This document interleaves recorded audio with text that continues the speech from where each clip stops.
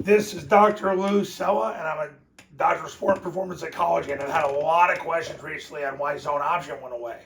Zone option hasn't been run in years by the academies. Army and Navy haven't run it in years, and the reason why they stopped running it was there were too many two-on-two issues on the perimeter. They couldn't get everybody blocked, and it became a two-on-two situation. So they tried to do a couple different things to keep it going, but inevitably the conclusion they drew is just to run kick and run up inside. They don't have to worry about all that. And I said this in 2019, but it eventually came to pass a couple years later.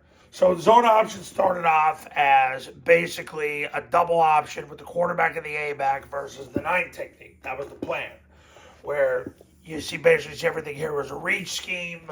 The third guy in the surface would double with the tackle, and then that would be it.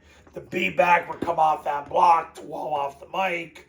Yeah, you didn't really get a hat on the safety, but you were basically had a half-man advantage, so you were okay. Or so they thought, but the problem is it didn't hold up against every look.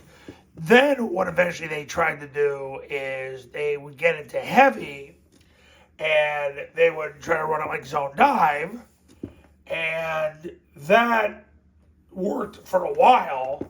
And I don't know if you remember this too. Also, if you're with me a long time, how they folded the tackle, where they would basically have the receiver block down, and the tackle would come around. So they'd have him and the B-back basically getting the people coming over the top. Then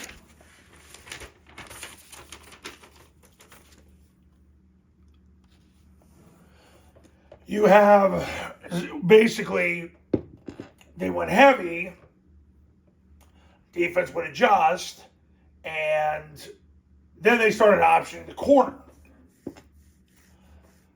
At that point, it's like, well, what are we worried about, not blocking a corner?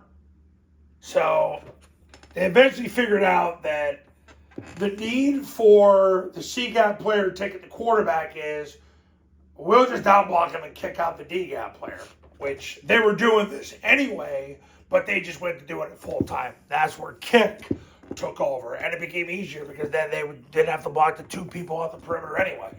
So they could outnumber you on the perimeter, and it didn't matter because you're running up inside anyway, and you're getting a triple team. So that's why zone option died. And that's why it never came back. And it's probably a good thing.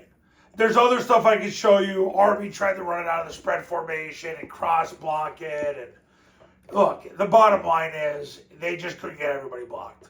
There were too many 2-on-2s on the perimeter. That's why zone option went away.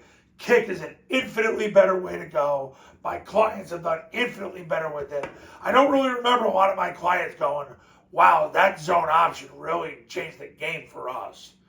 Listen, game-changing concepts are zone dive, mid, triple, and toss. Maybe even follow.